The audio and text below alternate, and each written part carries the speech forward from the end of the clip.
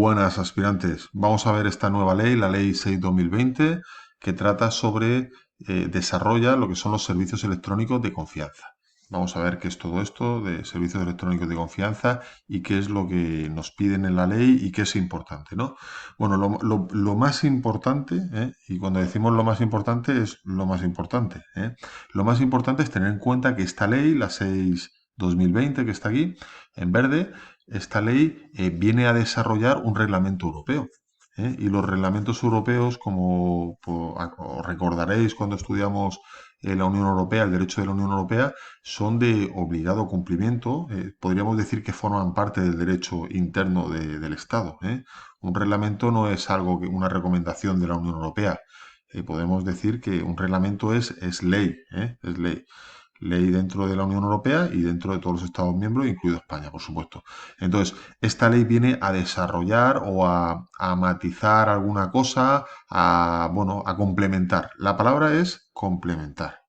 Y recordar esta palabra porque puede ser motivo de examen, viene a complementar el reglamento europeo. Anteriormente a esta ley había otra ley del 2003 que se basaba en directivas de la Unión Europea y más que complementar, por lo que hacía era directamente legislar, porque las directivas no tienen el poder vinculante o la obligatoriedad que puede tener un reglamento. Un reglamento es obligado y forma parte automáticamente, podríamos decir, del derecho de los estados, incluido España.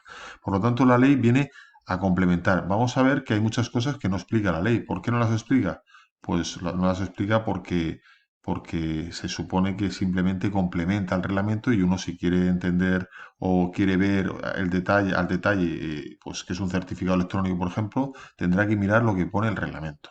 Pero como no nos piden el reglamento, vamos a ceñirnos solo a esta ley, ¿vale?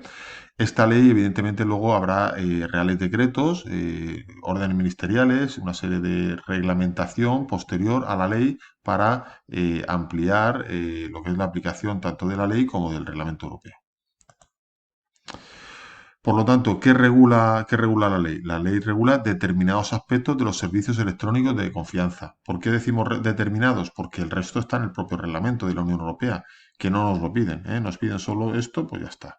Vamos a ver esos aspectos determinados que quiere regular la ley para complementar el derecho de la Unión, el derecho de la Unión Europea a través del Reglamento Europeo 2014, del año 2014. Bien, ¿y a quién se va a aplicar esta ley? Pues evidentemente, como dice el propio nombre de la ley, a los prestadores de servicios electrónicos. En este caso, tanto a los públicos como a los privados. Dice de confianza aquí, en lo que es la ley dice de confianza. Bueno, de confianza incluso hay una nota, una anotación, un artículo que habla de los de no confianza, pero bueno, sobre todo de los de confianza. Los prestadores de servicios electrónicos de confianza, ¿qué se refiere? Pues son, podríamos decir que son empresas o puede ser una autoridad pública o una administración pública, un organismo de una administración pública que se dedica a certificar certificados electrónicos, de manera que, bueno, que es el que acredita electrónicamente que un certificado electrónico, una firma electrónica, pues es correcta y cumple una serie de requisitos, ¿vale? Eso como idea. Vamos a continuar. Mirar, vamos directamente a la ley y dice, objeto de la ley. Dice, la presente ley tiene por objeto regular determinados aspectos de los servicios electrónicos de confianza como complemento del reglamento. Muy importante. Estamos complementando un reglamento y vamos a regular determinados aspectos, no todos. ¿Por qué? Porque la generalidad viene en el propio reglamento, ¿vale? Bien, ¿qué se regula en esta ley? Pues aquello que no ha quedado muy definido y que el Estado español considera que es necesario regular. ¿Vale? Se le aplica, hemos dicho, a los prestadores de servicios privados y públicos, privados y públicos. Públicos vamos a entender como la propia administración pública y privados las empresas, ¿vale? De aplicación de servicios electrónicos establecidos en España, de prestadores de servicios, prestadores de servicios, vamos a ponerlo aquí en verde, prestadores de servicios electrónicos de confianza, ¿vale? Establecidos en España, bien. Pues es lo que aquí se le va a aplicar, ¿vale? Bien, un segundito, vale. Vale. A continuación nos habla de los certificados electrónicos directamente. ¿Qué es un certificado electrónico? Es algo que un prestador de servicio podríamos decir, nos habilita, para que me entendáis, nos habilita para poder firmar de forma electrónica e identificarnos, ¿vale? Eso es un certificado electrónico, ¿vale? Pues dice, los certificados electrónicos se extinguen por caducidad a la expiración de su periodo de vigencia o mediante revocación. Vamos a ver un esquema. Extinción de los certificados electrónicos. Pues hay dos formas, según dice la ley. O por caducidad, ha terminado su vigencia, caducan por caducidad, o por revocación. El propio prestador de servicios nos quita ese certificado electrónico. Por lo tanto, ya no podríamos firmar de forma electrónica. Repetimos, hay dos fórmulas, caducidad y revocación. Estas serían las dos fórmulas que establece la propia ley. Vamos a ver la ley y terminar de verlo. Bien, dice los certificados electrónicos se extinguen por caducidad a la expiración de su periodo de vigencia. Ha pasado el tiempo que tenían establecido, 2, 3, 4, máximo 5 años, o el propio prestador de servicio electrónico de confianza pues decide quitárnoslo. La propia ley dice en qué casos nos los pueden quitar, bien aquí en el artículo 5, ¿vale? Dice el periodo de vigencia de los certificados cualificados no será superior a 5 años. Máximo nos lo podrán dar un certificado por 5 años. A los 5 años habrá que renovarlo, ¿eh? Bien. Bueno, hemos dicho que aquí en el artículo 5 nos dice en qué casos nos pueden revocar. No que ha perdido la vigencia o ha caducado, sino que nos lo quita, ¿no? Pues por una serie de cuestiones, las veis, pero la más importante, resolución judicial o administrativa que lo ordene, ¿eh? Si la autoridad competente administrativa o un juzgado establece que no podemos tener el certificado electrónico, pues nos lo quitarán.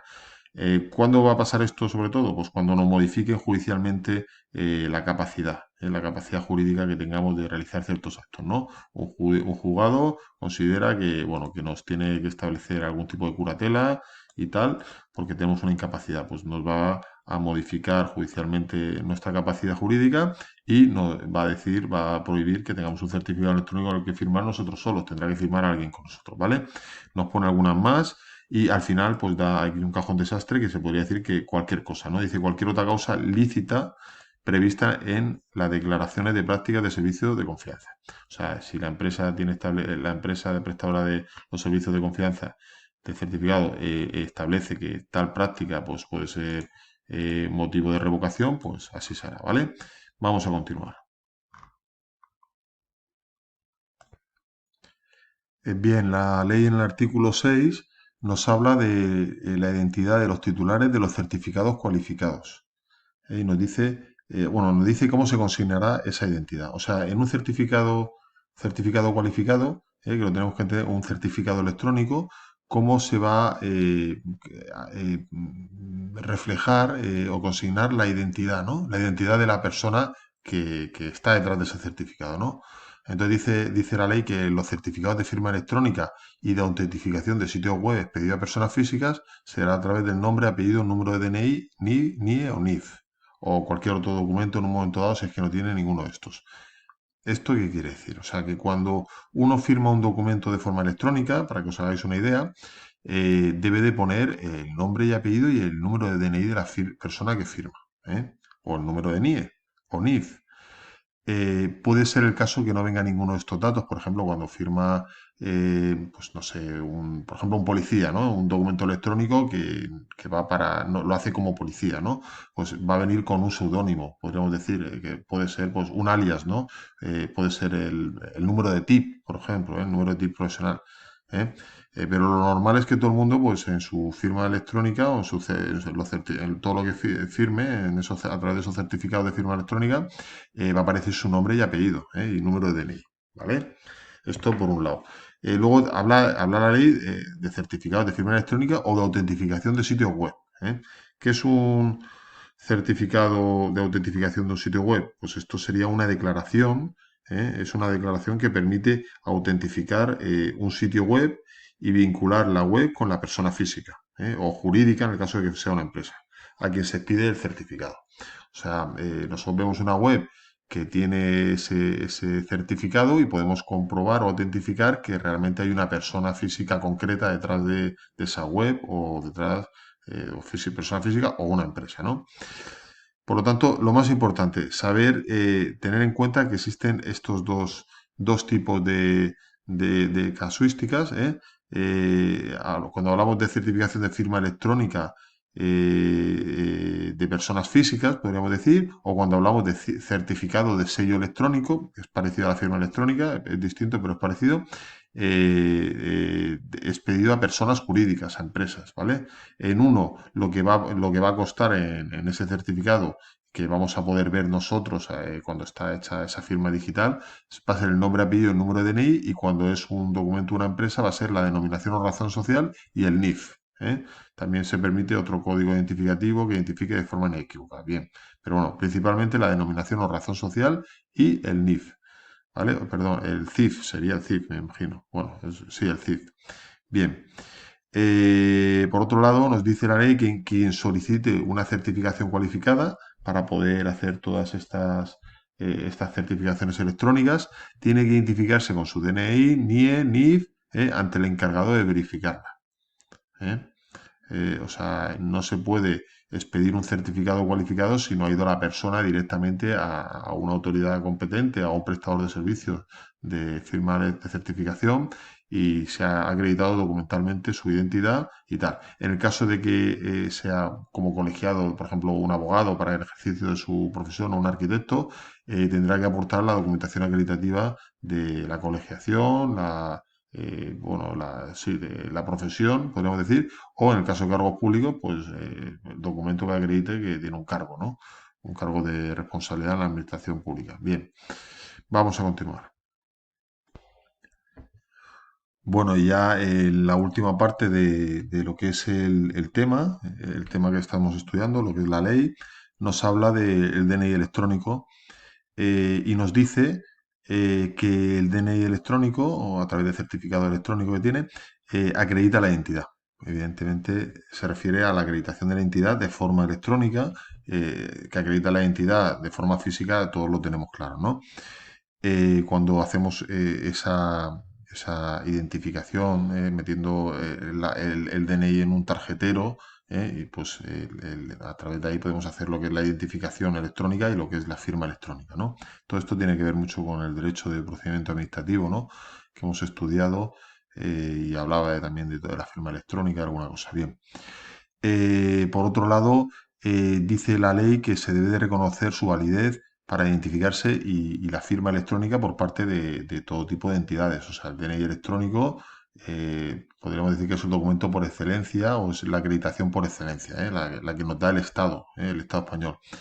Y los órganos competentes del Ministerio del Interior tienen que cumplir las obligaciones que establece en esta ley, aunque pueda tener su propia norma luego a efectos bueno, de legislativos, podrá tener su propio reglamento y tal, pero tendrá que cumplir las obligaciones que establece para los prestadores de servicios, ¿no? Cualificados, ¿no? Y bueno, la ley dice alguna cosa más, creo que en el temario lo vais a tener subrayado lo más esencial. El resto, pues cada uno es mayor. Entendemos que las técnicas de estudio hay que leerlo todo, subrayar lo más importante, que ya lo tenéis más o menos subrayado, y luego pues hacer un esquema final, acordaros en técnicas de estudio, hablo de un esquema final de un folio como máximo, que es lo que hay que memorizar. El resto, pues entendemos que independientemente de trabajar toda esa parte que esté subrayada y tal, y bueno, pues el resto no lo vemos esencial, ¿eh? Lo que no hemos marcado, la verdad, no lo vemos esencial. Pensamos que es mejor poco y bien que mucho y mal, ¿eh? Así que centrar el tiro y bueno, nos vemos en el siguiente tutorial.